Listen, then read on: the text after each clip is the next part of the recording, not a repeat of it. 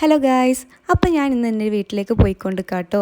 എൻ്റെ വീട് വന്നിട്ട് തിരൂരാണ്. ഇങ്ങനെ ചീറിപ്പാഞ്ഞ് പോണ കണ്ടാൽ തോന്നും എന്തോ വലിയ തിരക്കുണ്ടായിട്ട് പോവാന്ന്. പക്ഷെ ഒരു തിരക്കില്ലെന്ന്, ജസ്റ്റ് എല്ലാവരും പോയി ഒന്ന് കണ്ടുവരാമെന്നുള്ളൊരു മൈൻഡിൽ പോവാട്ടോ. അങ്ങനെ ആദ്യം ഞാൻ തറവാട്ടിലെത്തി.